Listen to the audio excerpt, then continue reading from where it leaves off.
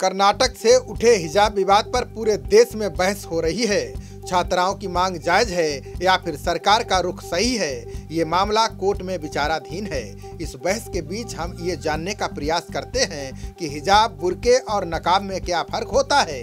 साथ ही ये भी जानने की कोशिश करेंगे कि हिजाब को लेकर अन्य देशों में क्या नियम है। बता दें कि यूरोप महाद्वीप का फ्रांस ऐसा पहला देश है जहां पर सबसे पहले 2004 में स्कूलों में हिजाब पर प्रतिबंध लगाया गया था।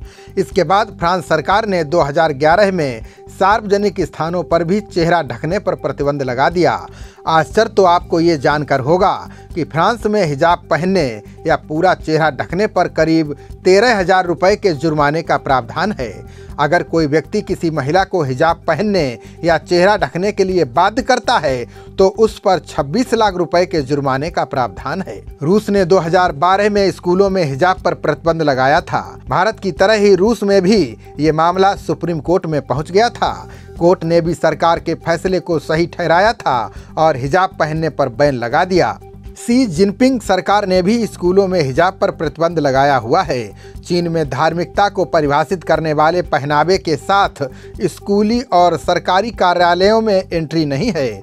वहीं डेनमार्क संसद ने 2017 में सार्वजनिक स्थानों पर चेहरा ढकने पर रोक लगाई थी।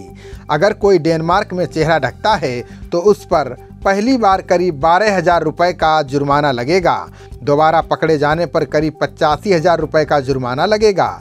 इसी तरह बेल्जियम, नीदरलैंड, बुल्गारिया, जर्मनी और कनाडा ऐसे देश हैं जहां हिजाब या चेहरा ढकने पर प्रतिबंध और जुर्माने का प्रावधान है। अगर मुस्लिम देशों की बात की जाए तो सीरिया और इजिप्ट जैसे देशों ने विश्वविद्यालयों में पढ़ने वाली छात्राओं पर पूरा चेहरा ढकने पर प्रतिबंध लगा रखा है। कोसोवो में लड़कियां हिजाब पहनकर स्कूल नहीं जा सकती। इसके अलावा ट्यूनीसिया, मोरक्को, अजरबैजान, लेबनान और सीरिया जैसे देशों में हिजाब को लेकर कड़े नियम बनाए गए हैं। हिजाब को लेकर पूरी दुनिया में बहुत सी धारणाएं हैं। इसके प्रकार भी गैर मुसलमानों को कंफ्यूज कर देते हैं।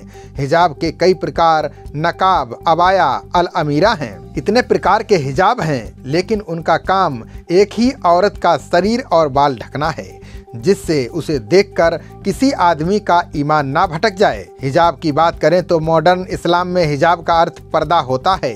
कुरान में हिजाब का ताल्लुक कपड़े के लिए नहीं बल्कि एक पर्दे के रूप में किया गया है। कुरान में मुस्लिम पुरुषों और औरतों दोनों को ही शालीन कपड़े पहनने की हिदायत दी गई है। वहीं नकाब या निकाब चेहरा छुपाने का कपड़ा होता है।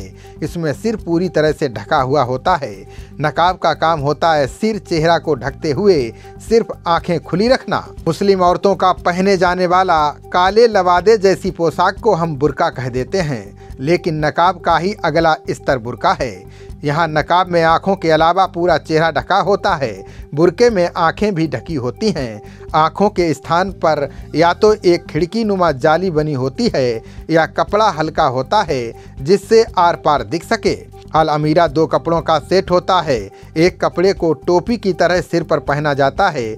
दूसरा कपड़ा थोड़ा बड़ा होता है जिसे सिर पर लपेटकर सीने पर ओढ़ा जाता है। वहीं अबाया वह पोशाक होती है जो लंबी ढकी हुई पोशाक होती है। इसे औरतें भीतर पहने किसी भी कपड़े के ऊपर डाल लेती हैं। इसमें सिर के लिए एक स्कार्फ होता है जिसमें सिर्फ बाल ढके होते हैं और चेहरा खुला होता है। खबरों का सिलसिला जारी रहेगा। देखते रहिए जनप्रवाद। नमस्कार।